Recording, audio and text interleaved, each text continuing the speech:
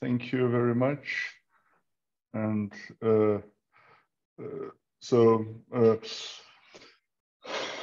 I will talk about some recent work with Evgeny Feigin from Moscow and Markus Reinecke from Bochum.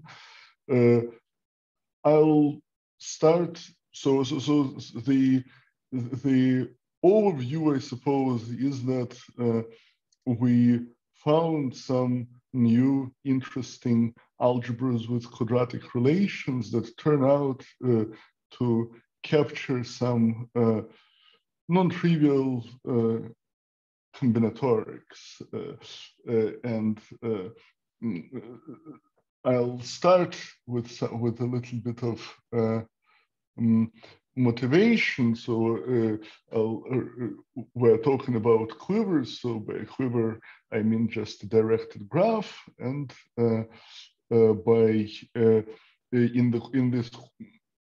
to each directed graph, you can associate a linear algebra problem. You can put some vector space at the vertices and linear maps between these vector spaces on the arrows.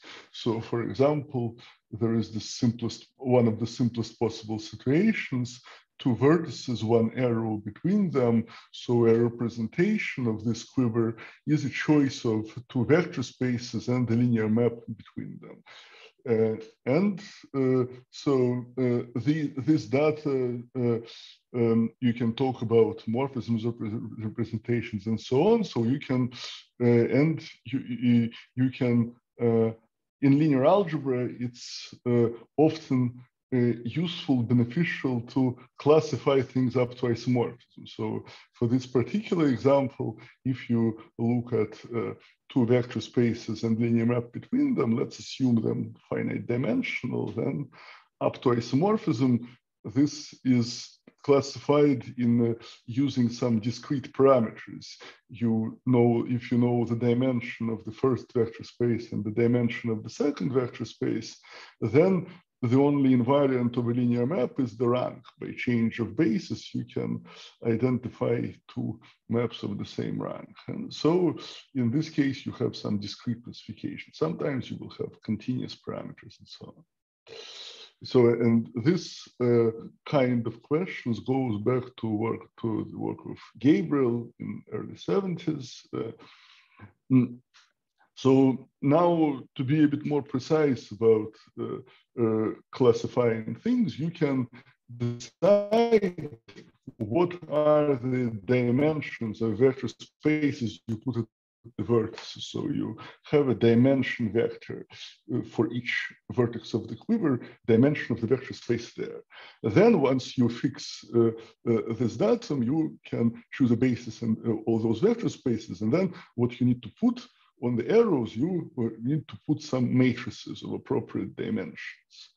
And then you study, so this means that before you start classifying things up to isomorphism, you just have a representation space, which is a flat space, some collections of matrices, and classifying things up to isomorphism means that you do some sort of conjugation, well, multiplying by one change of basis on the left by the other change of basis on the right. So you study these collections of matrices up to modulo the group of change of basis, which is the product of general linear groups of the corresponding dimensions.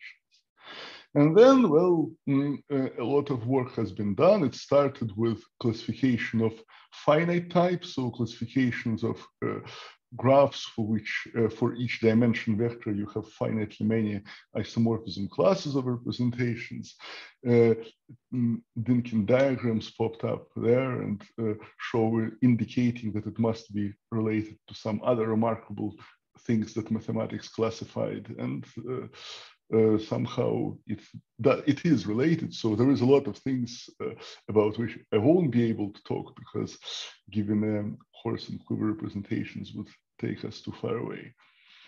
Then in the 90s, there have been several works that put this story in the context of geometric representation theory, what's called geometric representation theory, namely representations of some Kac-Moody algebras and quantum groups were constructed using geometry of certain moduli spaces of quiver representations.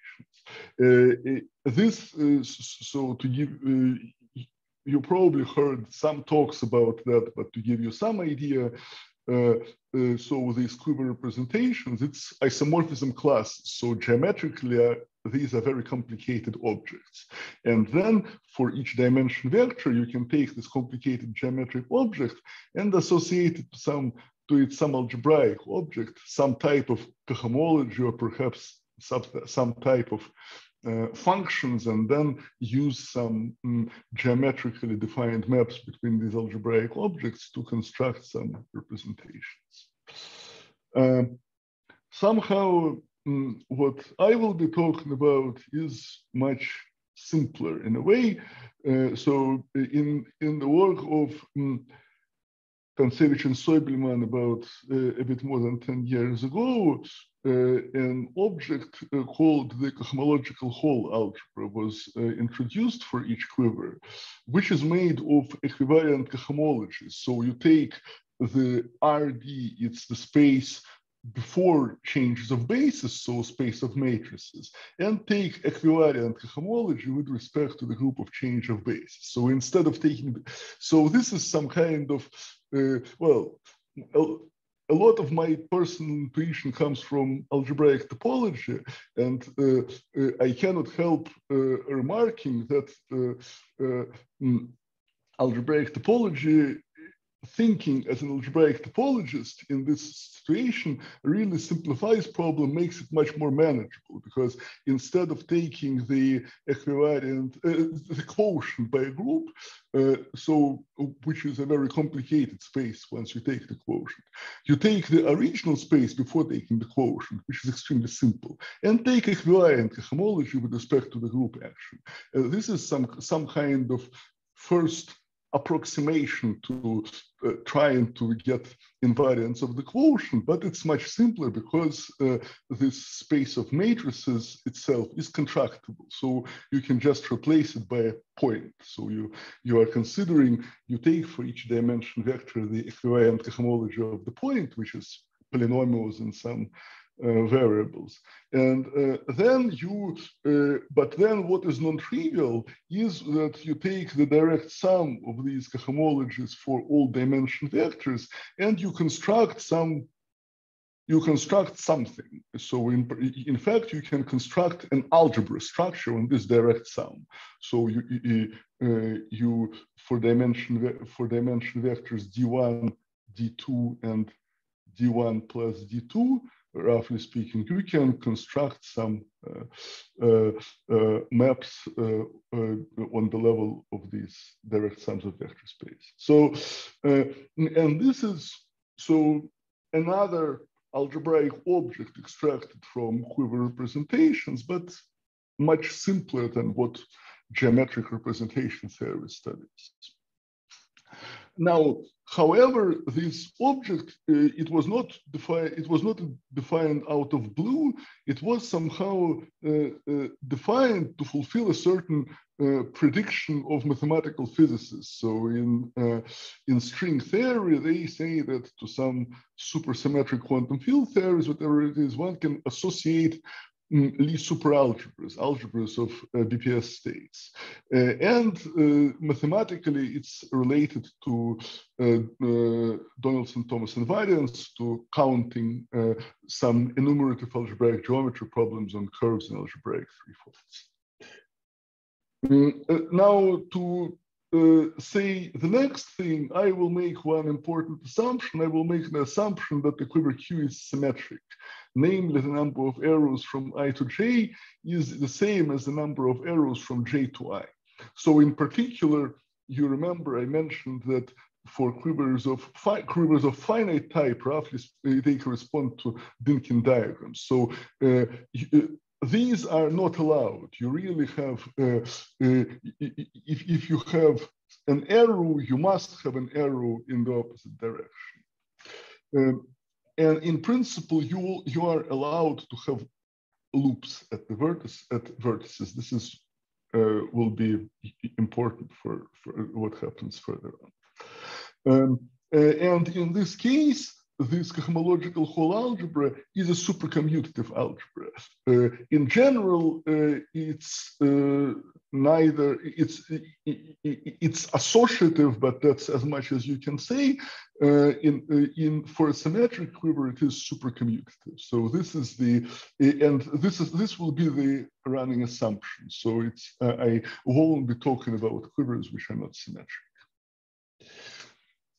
Now, Yefimov proved a result that Kontsevich and Sovelman conjectured, that in this case, the cohomological whole algebra is actually a free supercommutative algebra generated by a supervector space of a certain very nice form. So I write here W tensor Q of T. What does it mean? It means that together with each generator, you have somehow countably many generators obtained by action of the variable T. So generators of the cohomological whole algebra, free generators of the cohomological whole algebra, come as these infinite chains of generators. And why is it important? Because if you now remember only the beginning of each chain, if you only remember about the vector space WQ, it turns out that if you're looking at its graded components, dimensions of its graded components compute some numbers which are called refined Donaldson-Thomas invariants. And these numbers, I will explain, well, we give you the definition in some minutes. A priori, the way they're defined, you can just infer that they are rational numbers. And this result proves that these rational numbers are actually positive integers. And somehow this was a key contribution of this result. Now, somehow this WQ gives a candidate for the underlying vector space of the algebra of BPS states, but well, it only has the only natural structure, the only natural superalgebra structure, and it is just the zero bracket, which, I mean, perhaps no one minds. There is no problem in considering abelian Lie algebras, abelian Lie superalgebras, but perhaps it won't be, it's not satisfactory for some reasons. And so what I will explain in this talk, I will explain some construction that computes the same numbers as dimensions of something, and that something will actually be a very non-trivial Lie superalgebra. So a byproduct of this talk is a new family of rather non-trivial Lie superalgebras associated to symmetric quivers. So let me, without further ado, let me give you the key construction. Let me start with giving you the following quadratic algebra. So I take my quiver, which I assume symmetric. I denote by Mij the adjacency matrix. And now I'm going to define an associative algebra, in fact, a supercommutative algebra AQ. It is defined as follows. So it's generated by elements Aik. Here I is a vertex of the quiver and K is a non-negative integer. I will in a moment literally give you a couple of examples to have a better feeling. So for now, bear with me. So there are two groups of defining relations. The first group is the supercommutativity relations, which say that essentially if you say that the parity of a generator is the number of loops at the corresponding vertex, so MII is the number of loops at vertex I, MJJ is the number of loops at vertex J. So if you say that the parity is the number of loops, then the algebra is literally supercommutative. Or even elements commute with everything, odd elements anti-commute with each other. And then there is this funny relation, which I will explain in a second, which says that for each k, for each non-negative k, and for each p between 0 and the number of arrows from I to j, strictly less, the sum over all k1 plus k2 equal k2 choose p, ai k1, ai j k2 is equal to 0. So the way to think, so I wrote it this formula. Let me immediately explain what this formula means. So as I said, the first group means that the algebra is supercommutative. The second, up to the factor p factorial, just says that if you collect your generators in generating functions according to which vertex of the quiver they sit in, then you can write these relations, all these relations, in a very cutest, simple way in terms of these generating functions. So AI times the derivative of order P of AJ is equal to 0. And here I remind you, P is between 0 and Mij. So it says, you can say it like that AI of Z, AJ of W vanishes on the diagonal Z equal to W to order Mij. So this is, if you write the Taylor expansion around the diagonal, this is what you get. So it's vanishing conditions for products of these generating series. Now let me give you a couple of examples. The most trivial directed graph is a graph which has one vertex and no edges whatsoever. So then you have generators that sit at that vertex, and the relations are the commutativity relations. So you have polynomials in infinitely many variables. Well, why not? Then suppose that you have one loop, still one vertex and one loop. Then you still have an infinite family of generators that sit at that vertex. These generators anti-commute because you have the parity is 1, the number of loops is equal to 1. And if the relation A of Z square equal to 0 actually is redundant and follows from anti-commutativity. So in fact, you just have, in this case, the infinite, the Grassmann algebra with infinitely many generators.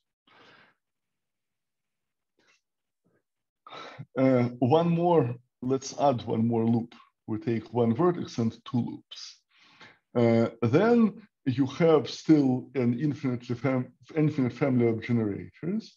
And then the relations say that A of Z square is equal to 0, and A of Z times the derivative of Z is equal to 0. So this is A of Z square is 0, A of Z times the derivative is 0. Of course, the first relation implies the second. If you take the formal derivative, since everything commutes, you obtain the second one. So in fact, you only have the first relation.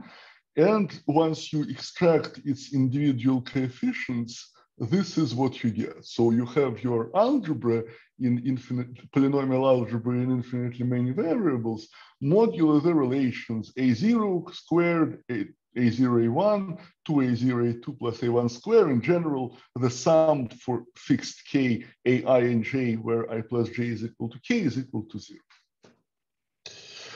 This algebra is actually appeared in the literature before. It was in the 90s. It was studied by Boris Feigin and Alexander Stoyanovsky when they were studying level 1 representations of the Lie algebra, Kac-Moody algebra SL2 hat. So somehow it's not entirely random, although, you know, SL2 hat certainly does not correspond to a two-loop a two-loop quiver, so you have to be careful in further guessing. Now let's consider one quiver with two vertices. So since the quiver is symmetric, the simplest possible example is one arrow in one direction, one arrow in the other direction. So you have now two families of generators. If you call this vertex 0, this vertex 1, you have generators sitting at 0, generators sitting at 1. There are no loops, so the generators commute, and the relations say that the first generating function times the second generating function is 0. So you have slight, well, relations of that sort. And again, this is also something still possible to trace in the literature. People call this algebra apparently the jet algebra of the arc scheme of the two lines in the plane. So in fact, it's some general thing, so which can be recovered in this context. In general, so arc schemes were introduced by John Nash for some purpose of understanding singularities of algebraic varieties. So if you have some fine algebraic variety, some equations, you can replace each variable by a generating series with indeterminate coefficients and consider this kind of algebra, and this algebra defines an infinite dimensional variety, which is called the arc scheme of the original variety. And those are somehow useful in some aspects of singularity theory. But this is just some examples to give you some feeling of what these algebras are like. Now, I want to relate these algebras to cohomological Hall algebras. I mean, I told you that cohomological Hall algebras are supercommutative. These algebras are supercommutative, but that's where the similarity stops, because cohomological Hall algebra, according to Yefimov's result, are free. These algebras are very much not free. They have relations. And so, I introduced this kind of strange degree. So for each generator AIK, I introduced this multi-degree, which has coordinates indexed by vertices of the quiver and one extra integer coordinate. And I say that if my generator sits at the vertex I give it the multi-degree EI, which is the basis vector in this monoid generated by vertices of the quiver. And there is this funny thing. I say that I introduce extra integer degree of AIK equal to 2k plus the number of loops at I. What is important, I suggest to you to think of this last bit as of homological degree. So it will create some signs. It will create, well, in particular, it creates the correct parity, because modulo 2 is just the number of loops. So, but in fact, it's good to not just think about it mod 2, but to think about this as an integer parameter. And then I'm going to consider the Poincare series, which is roughly speaking the generating function for dimensions of my algebra. But I am going to do something which at this point maybe is a bit unmotivated for you. I will rather look at Euler characteristics. So depending on the parity, I will take -1 to the power, I will count things with -1 to the power parity. I mean, in the context of superalgebras, it's a natural thing to do. It's not entirely out of blue, but if you if your intuition is more combinatorial, maybe you will find in the beginning you find it a bit unreasonable. Believe me, that's the right thing to do here. So this series is not easy to compute directly. So we have this algebra with infinitely many generators, infinitely many relations. It's not really easy to understand what's going on, but I will explain to you how to compute this series looking at the dual vector space. It turns out that the dual vector space can be computed, can be described in a rather elegant way. So let's fix some dimension vector D, and let's take some element of the graded dual. So when I say graded dual, this means that I dualize component by component. So I take some component Q, D, and N, and I dualize. And now I do the following thing. I create many variables. I create variables Z11 up to Z1 D1,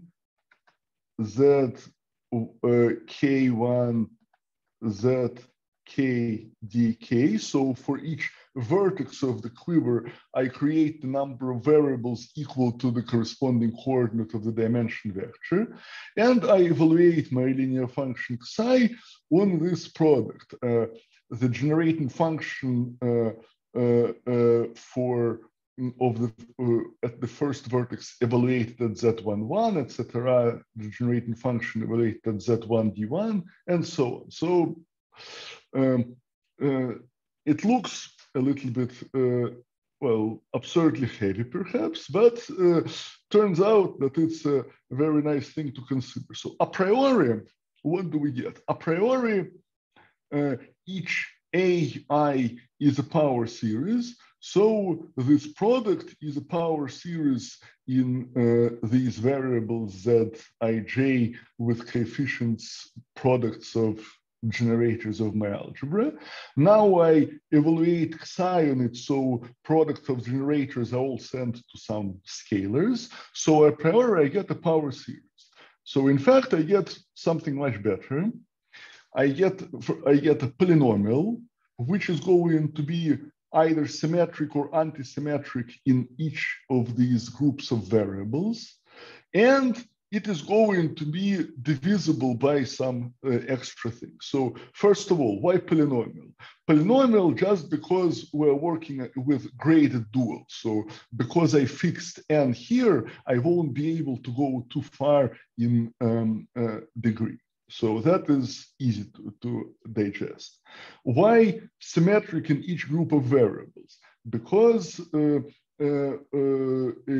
you know, the variables, the generators supercommute. So in particular, for each group of generators sitting at the same vertex, they all either commute with each other or anti-commute with each other. So you get this thing will be either symmetric in each group of variables or anti-symmetric, depending on the number of loops. And then it is going to be divisible by these guys, Zis minus Zjt to the power mij. And this just corresponds to what I was telling you before, that the relations mean that AI of Z, Aj of W vanishes at Z equal to W, has zero of order Mij. So somehow this is precisely that thing. So in telling you these properties, I just derived some naive consequences of the defining relations of my algebra. What is remarkable is that, in fact, it's an if and only if statement. For every polynomial of that type, you can uniquely reconstruct a linear function psi. So somehow it's possible to show that the graded dual literally is made of all possible polynomials of that sort. which is incredibly useful because, of course, it's very easy to compute the Poincare series. So I record the formula for the Poincare series. Let me, so here, M is the adjacency matrix Maj. The sum is over all dimension vectors. So here you have, so it turns out that, okay, for each dimension vector D, you have just symmetric or skew-symmetric polynomials. The generating function for the symmetric polynomials, it's 1 over, I mean, there is some, so it's symmetric in each group of variables, and so, which explains the denominator by a standard argument. And this thing, Q to the power D transpose MD, this is precisely the shift of degree, which comes from all these divisibilities by linear factors to some powers. So it's, perhaps here I should remark that if you erase x to the power D here, if you just consider a series like that in a variable Q, these guys are extensively, so now you just have some symmetric matrix M and you define this kind of thing. Series like that have been very extensively studied. They are called very often NUM sums after Werner Nahm, and depending on which matrix you consider, they have some modularity properties, mock modularity properties. And now the only difference is that now we built in this x to the power D, so it's no longer something that has a chance to be a modular form. It's some kind of, we separate these things from one another. So in the context of cohomological Hall algebras, there are also series which have sort of similar structure. So there is some slightly different version of the Poincare series that one has to consider, and which leads to formulas like that. Where you have again x to the power D, and then you have these things which are formal Laurent series and q to the power minus 1/2. Now, the difference between what we have before, so first of all, of course, there is q and q square, and here there is q to the power 1/2, but there is also the matrix M got replaced by M minus identity. And so somehow it looks like a very innocent change, but there are in fact two changes. So first of all, here you have 2 and 1, the exponents of Q. And here you have minus 1 and 1/2. So the signs of exponents are different. So naively, if you just try to compare these series, one of them will,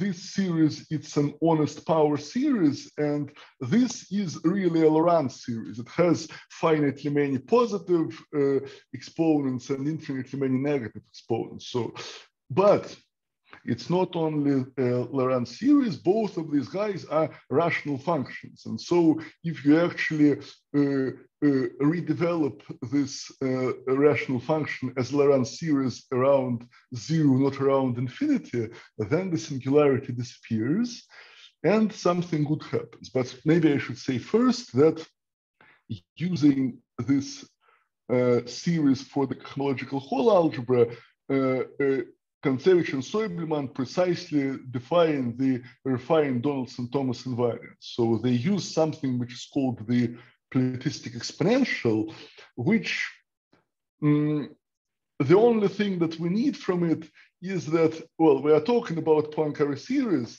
so the exponential, the Pleitistic exponential corresponds to taking the symmetric power of a graded vector space. So platistic exponential is the passage of the Poincare series of a graded vector space to the Poincare series of its symmetric power, symmetric algebra.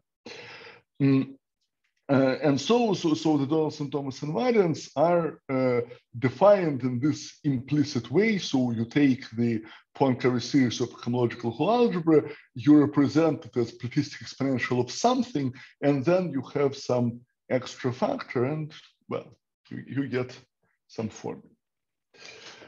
So the crucial observation for us is that if you redevelop, so if you consider all these series as power series in X whose coefficients are rational functions, then they are indeed related to one another by a simple change of variables.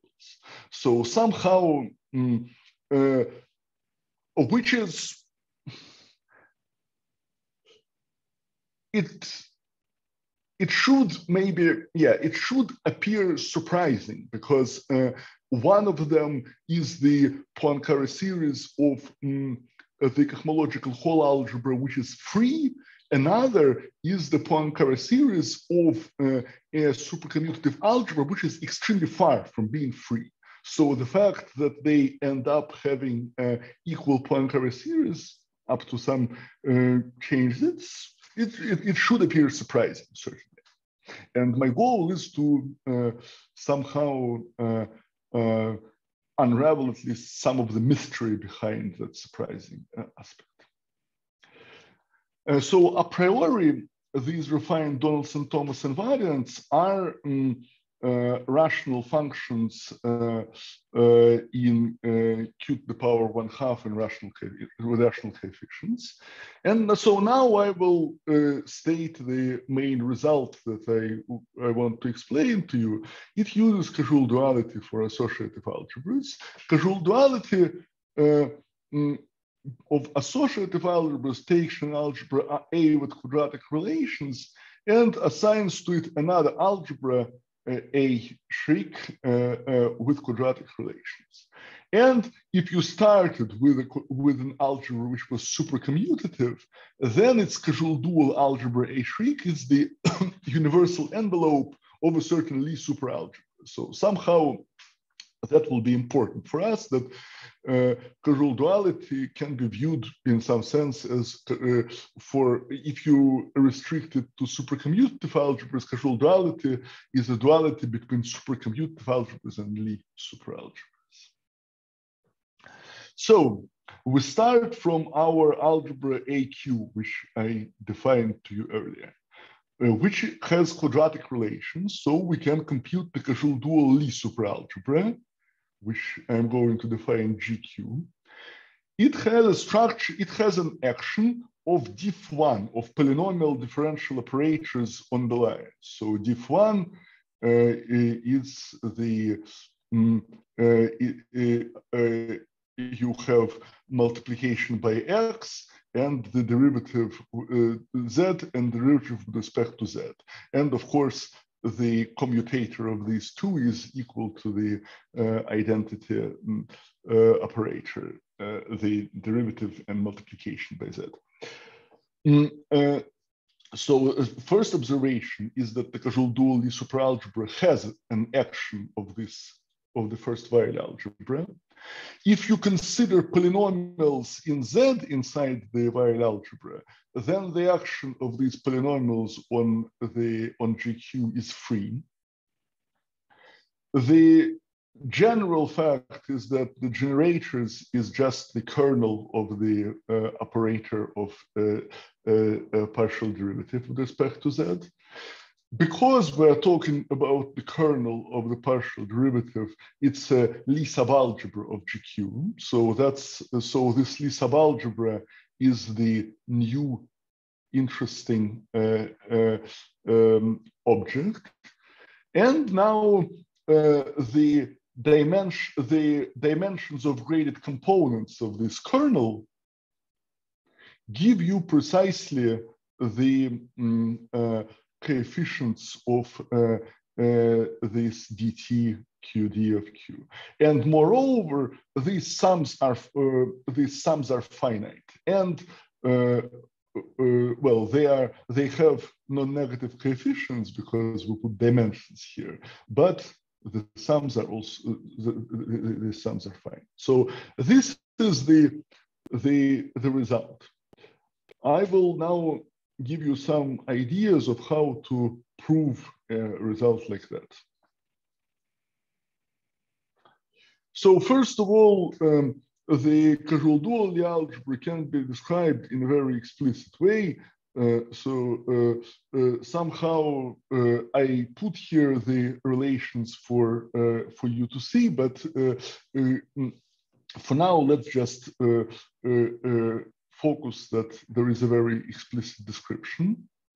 So in fact, all these things can be just encoded if you collect the generators in generating functions. Then these formulas just say that after you multiply the commutator of bi and bj by z minus w to the power aij, where aij, so this is sort of, you take the matrix M, you subtract the identity matrix, which makes sense because this is what cohomological whole algebra wants, as you may remember.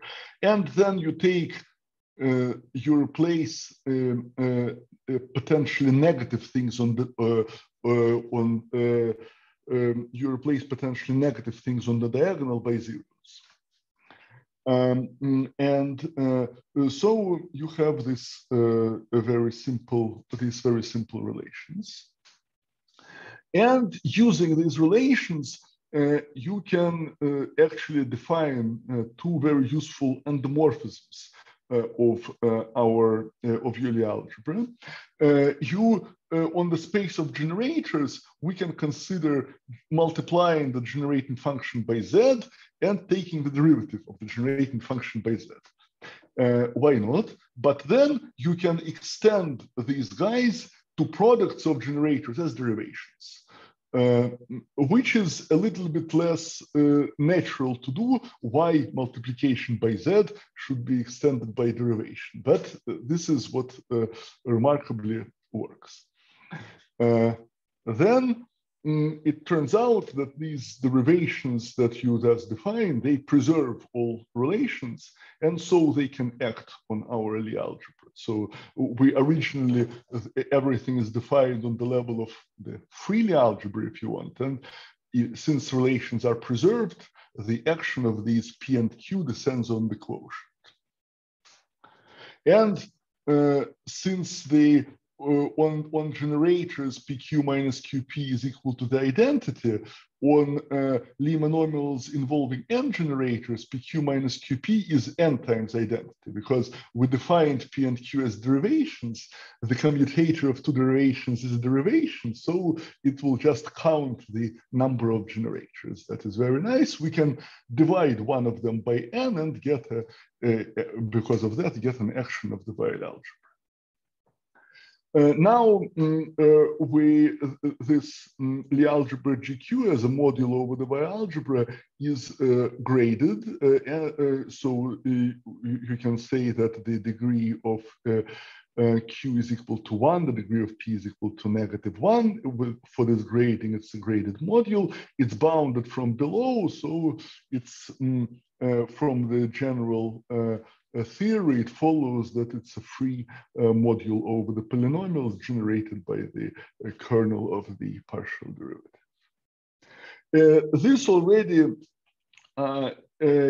implies something. It implies that that this thing that I was talking about is a power series in Q, well, Laurent's, well, yeah, Laurent series in Q to the power 1/2 with non-negative coefficients. Now, since we're working with derivations, the kernel is a Lie subalgebra, and to show the finiteness of these guys, the only way I know how to do it is to use a particular bound on the size of the Lie algebra that comes from Grobner-Chershov basis for Lie superalgebras. So there is some little extra combinatorial argument that helps here. Specifically, using combinatorics of Grobner-Chershov basis, it's possible to show that if you replace here 1 minus q by minus q to the power of the sum of the coordinates of the dimension vector, you get something which is a polynomial in q to the power 1/2, and then somehow 1 minus q to the sum of coordinates divided by 1 minus q is a polynomial with positive coefficients, and using that you immediately obtain the result that I claimed.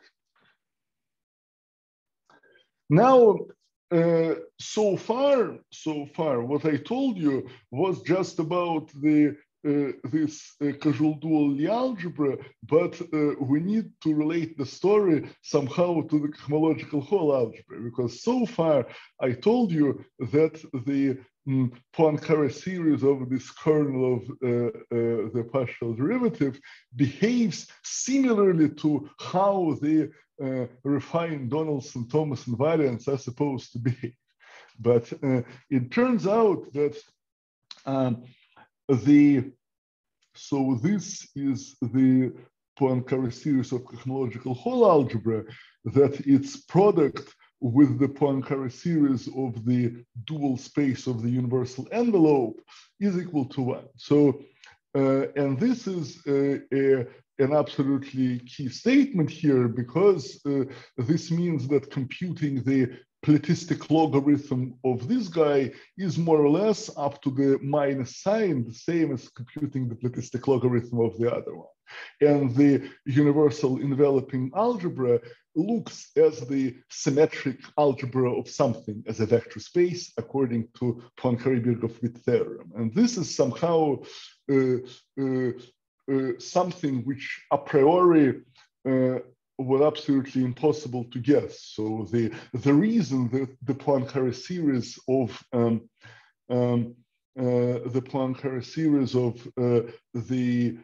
our non-free commutative algebra looks like the Poincare series of the symmetric algebra of something comes from here. So yes, that's what I said, that the, so the platistic logarithm of the Poincare series of the universal envelope algebra is the original Lie algebra, because the platistic exponential computes the symmetric algebra of a graded vector space. Now, to prove this product formula, there are two possible strategies. One of which we managed to push forward only partially, and the other one works in full. So let me explain to you these strategies. So the first strategy is to prove that our algebra AQ is Koszul's, which, if you don't know the definition, this means that, well, don't worry too much. Koszulness means that this algebra satisfies some good homological properties. But so it turns out that if AQ is Koszul, then this product formula can be just directly proved. It actually expresses a property which is called a property of an algebra which is called numerical Koszulness, which is a weaker, strictly weaker property than Koszulness. But in particular, for a Koszul algebra, this formula, product formula holds. I will say in a few moments, we managed to prove Koszulness in some, for some classes of quivers, but not so many so far. But we managed to prove the product formula in full generality. We used some results from some heavy machinery from my work with Sergei Mozgovoi on vertex Lie algebras. algebras. So first of all, we interpreted the Lie algebra GQ in the vertex algebra context. We identified the Lie algebra GQ with the positive half of what is called the coefficient algebra with certain vertex Lie algebra.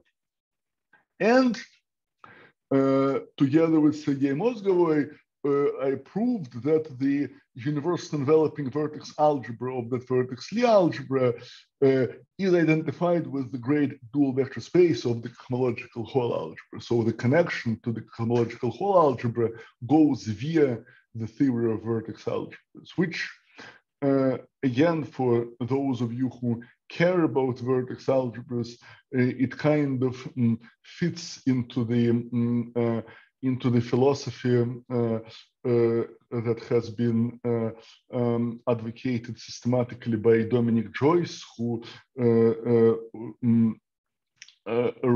somehow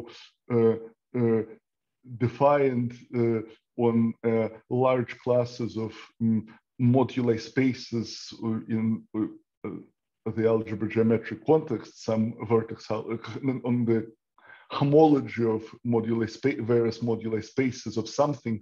When he defined vertex algebra structures, so somehow it's these things are closely related. And so combining these two results, one actually can prove this product formula, which was, I remind you, the last missing link. So you have the, let me go a few slides back. So yeah, so we already proved that using the Weyl algebra action, that the Poincare series of the Lie algebra GQ behaves as the as what we would expect for the refined Donaldson-Thomas invariance, and now we could relate it to the cohomological Hall algebra, so which somehow allows to relate the dimension of graded components of the kernel of the action of the partial derivative with the refined Donaldson-Thomas invariance. All right, so now let me just to finish. I'll mention the case. First of all, I'll mention in which cases we managed to prove that this algebra AQ is Cajou. The conjecture is always Cajou. For now, we were able to prove it for graphs with the following connected components. Oh, yeah, okay. I suspected that I forgot the other arrow. So the two cycles, so one arrow back, one arrow forth. The n-regular graph, so constant incidence matrix for all vertices ij, including I equal to j, you have n arrows from I to j. And you can actually relax it a little bit. You can say that the incidence matrix is constant off the diagonal, and on the diagonal you can add one in some places. You can have a little bit more loops than this regularity parameter. So not so much, as you see, and to tell you, in these two classes, the argument uses Grobner basis, so we were able to show that these algebras have quadratic Grobner basis and therefore are Cajou. And in this case, there is no way to have a quadratic Grobner basis. We actually can show that Grobner basis method is not applicable, but luckily the relations form a regular sequence, and this implies Cajouiness. Finally, let me remark, so these algebras, at least some particular cases of these Lie algebras, appeared in my work quite a while ago, almost 15 years ago. I actually was studying the Cajou dual Lie algebra associated to to M loop quiver, so one vertex and M loops. Actually, so I used the causal dual Lie algebra in this case to construct graded vector spaces whose Q characters are given by Q Catalan numbers. And that computation of Q Catalan numbers actually relies on the fact, indirectly relies on the fact that the universal envelope has a quadratic Grobner basis, which also is behind casualness. And in the same paper from 2008, I considered the one regular graph on n vertices. So, which means that, so I have one arrow everywhere, including one loop at each vertex. And I used the causal dual Lie algebra to construct graded vector spaces whose actually, probably I mean to say here almost one regular, and I want to put two arrows, two loops at each vertex. Sorry about that. And so for this quiver, you can construct some natural graded vector spaces whose dimensions are equal to the dimensions are numbers of parting functions, and actually the Q characters are specializations of the Q character, or Qt character of the space of diagonal harmonics. And this also uses the same combinatorics of Grobner basis in this particular case. And what is quite funny and surprising and mysterious, and this is where I will stop, that these vector spaces related to M-loop quivers. So morally, they are related to geometry of non-commutative Hilbert schemes of points defined by Markus Reinicke some years ago. And this story with reproducing some aspects of diagonal harmonics is related to the commutative Hilbert scheme. And this surprises and puzzles me greatly. And this is that somehow that this story has this kind of strange connection to two very different geometric objects, and this is something which is yet to be understood one day, I hope. But in any case, I'll stop here, and I'll thank you for your attention, your patience.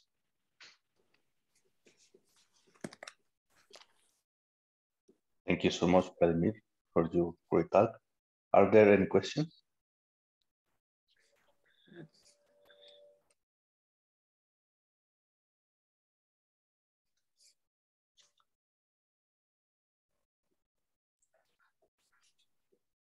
Yes, there is a question. Yes, hello. Okay, now I can hear, yes. Yes, we can hear you now. Thank you for this nice talk and nice results, and also the last mystery, which is very interesting. And I just wanted to know about the platistic exponential. Is it related to the platism in symmetric functions? Yes, of course, absolutely. So it's just that you can use I suppose that morally what you do is that so you apply this platistic exponential to something which is power series in some variables. So in terms of symmetric functions, this platistic exponential, you take the usual exponential of P1 plus P2 over 2 plus so on Pn over n power sums, and you apply it to some polynomials of our series in the sense of the lambda ring structure. So yeah, it's exactly what you would guess it to be. So Pi means replacing each variable by its ith power. Exactly. Okay. Yeah. Okay, so thank you.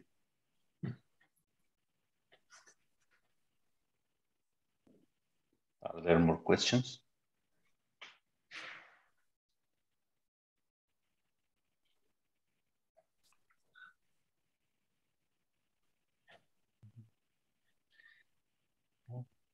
It seems not. So then thanks again, Vladimir.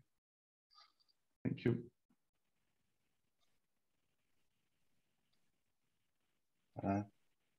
Okay, thank you. The next seminar is given by William Nordlich. The next week. Okay. All right. Thank you. Bye-bye. See you next week.